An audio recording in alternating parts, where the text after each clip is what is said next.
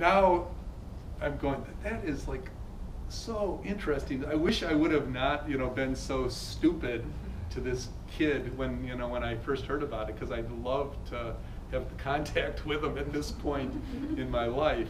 But it's a very complicated process. And so what they did is they hired as the chairman of their board the former president of the world's largest carbon black company, not bad, and found a number of their advisors, again, former retired people who had worked for this carbon black company, knew everything about the industry, and that puts them in a position where these big companies have to take them serious. They can't just blow off, two Stanford master's students who started a carbon black company, you don't know anything about the industry. No, we got the former president. And the other thing that I did, proud of myself because I am really good at digging up obscure bits of information and stuff. And I literally, before we invested in this company, I went to the University of Minnesota Technology Library, and there's something called the Kirk-Othmer Encyclopedia of Chemical Technology, 20-volume set of articles on the chemical industry. And they're in like their 9th edition. I went to that library and I read every article on carbon black in the 9th edition, the 8th edition, the 7th edition, the 6th edition, all the way back to the 1st edition. I was in the bowels of the library with the expanding, opening up books full of dust. So I knew everything that had ever been done in carbon black, because I'd read every single one of those articles and took notes. But when I was reading like the 7th edition, I saw a name mentioned in there. I said, I know that guy. I've worked with. It was the name of an attorney that I had worked with, who turns out earlier in his career had been the chief attorney of Cabot Corporation, the leading carbon black company in the world. And I got on the phone and found him. He was retired but working part-time, and we signed him up to be our attorney, initial attorney. So now we had the former president, their former corporate attorney who did all their IP deals, and their senior technical guy. And now when you're dealing with, now if you go out and have a conversation, they're not going to blow you off, right? So those are some good examples. The medium examples, I'm on the board of a company called Renmatics, which takes biomass and converts it into sugars using supercritical water. Really, really cool. They brought in great strategic investors, BASF, Total, major Finnish company, Waste Management. These are all like premier investors. And these guys were really good. The reason I put it in the medium category is now it turns out that biomass sugars is a really tough sell right now. High capital costs, oil prices are low. So they've had to pivot into making specialty monomers and specialty ingredients. And so now none of their strategic investors care about any of the specialty stuff. So not a bad relationship, but it's like they've now got this great set of strategics who are going, all right, you pivoted, none of this makes sense to us anymore. It's just an awkward situation to be in. And then I'll give you a medium example.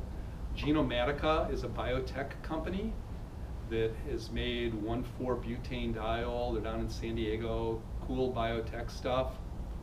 This is more of one of the negatives of potentially working with big companies, is they decided they were going to go into these big commodity chemicals, and their board insisted that they hire a former chemical industry executive. They hired a former Dow chemical industry executive to be their CEO. And it turns out that sometimes big corporate executives don't know how to be leaders of startup companies. And this guy turned out to be a disaster and ultimately had to be fired or terminated. I don't know if he was fired or not. But the grad student who started Genomatica was very supportive of hiring this guy because he wanted to learn from him. Turned out it was a disaster. After it was over, the board hired the original founder back. So the grad student is now this company, and they've gone through their, we need to get a corporate executive guy. They realized how good they had it. Then I will give you 3 bad ones, and then we can have a little bit more discussion. So, and Andrew is here, so I think I can probably say that the Procter & Gamble LS9 relationship would fall in the bad category. And we were both on the board of this company together. And I don't know how much I can really say about this, but LS9 is a company that was making fatty acids by fermentation. And they would be used in detergents and things, and signed a really, really nice deal with P&G, but with the misunderstanding that P&G was ultimately going to build a plant. So this is where you have to understand the real intentions of the company, and this may be somewhat on the startups bad side a little bit, is P&G never wants to build their own plant. They want to just be they just want a supplier to buy from a supplier.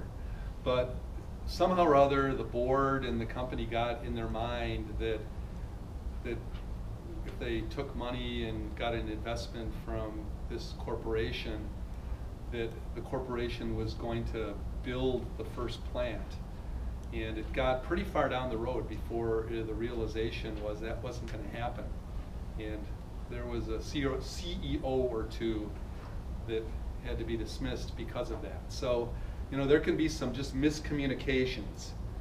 Codexis is a company here in the Bay Area that is another biotech company. They formed a very, very big, very attractive looking deal with Shell. But what ended up happening is they were now so embedded in the world's mind with Shell that pretty much nobody else would play with them. And Shell ultimately decided, we're no longer interested in biomass. And so now you form this really tight relationship with a big strategic just decides, we changed our plans. It's over. Very similar example with a company called OPX that was a biotech company making industrial chemicals in Colorado, formed a very tight deal with Dow Chemical Company. And by the way, Dow, half the executives at Dow kind of liked the area, half didn't. And when there was a little bit of a change in management, the half that didn't like it got into place, and boom, just forget it, we're not going to do this anymore. So that's a risk if you put too many of your eggs in one basket with a strategic. And then probably the all-time biggest one, turns out it was actually a public company, but it was a small public company called Metabolics, which was a bioplastics company, and they formed a very, very deep relationship with ADM. ADM actually went and built a over $300 million plant to manufacture the product, probably $500 million. And then there was a strategic management change at ADM, and they literally cut it off with no notice. The CEO got a phone call, said, we are no longer doing this. We're going to write off the $300 million plant. It is over, done. And that was basically the end of the startup company. So there's good, there's bad, and there's ugly. With that, if you have any follow-up questions, or I'll be hanging around for a while too. Let's thank Doug first. A few questions now I think would be great, and then just a couple minutes and then we'll roll into the conversation with Andy. It'd be great.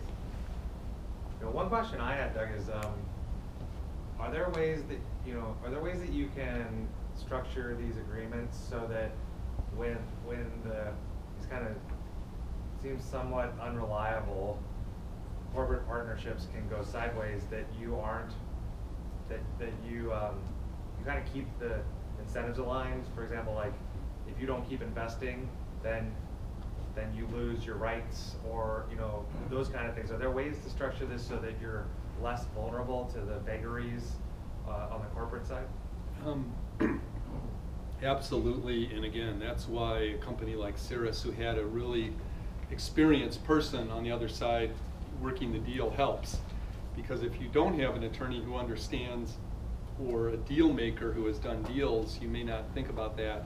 But in some cases, the small companies are vulnerable enough that if they get themselves too aligned and there's too much press and too much connection to one big company, if that company turns on them, it's a big hit. Right. So even if you had perceive, there's a it's negative just perception. the perceived negative, right? I mean, I'd say by and large, it's good to do these things. You're necessary to do them, but you just have to. You probably want to make sure you want to avoid just having one big one, if at all possible. Do it geographically or divide the sectors somehow or other. That would be one of the things you could learn from it. Yep. So when you outline everything like that, with your experience, it makes sense, like how you logically choose a partnership that would be desirable from where you start. But for a lot of the people in this room, we don't have that experience, so it's kind of like we're trying to see across the desert, but we're at the bottom of the dune, but you're at the top of the dune. And so, like, in trying to figure out what is the best partnership for this, assuming you didn't have the experience and insight that you had, do you have any like tricks and tips or? I would put it off as long as you can. For one, I would try to use other resources to get as far along as possible. I talked with you guys a little earlier. If you can find a university that has certain pilot facilities, or you can find a state that's willing to give you resources to use, or some kind of industry organization that you can work with, or some government laboratory like NREL, or in the case of Monolith, they were actually working with Syntef in Norway, and they were working with another lab in France. So you don't have to think strictly the United States, because the further along and the more you've demonstrated and proven, the better position you are to do a deal with these big companies, and the more they're going to take you seriously.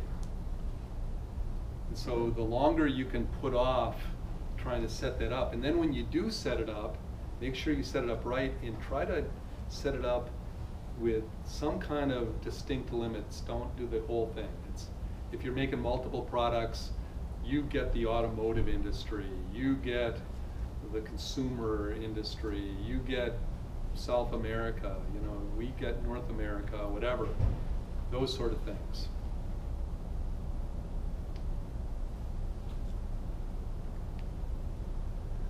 Great. Well, let's take a couple. I want to spend 1 minute, because I won't tell you the Kior story, but I'll tell you why I found this so interesting. Because a company that was supposed to take biomass and thermochemically convert it into hydrocarbons, and I do believe that it actually works and makes sense. The company was a spectacular disaster, okay, for other reasons, but this was after the IPO. And if you want to read the closest thing to a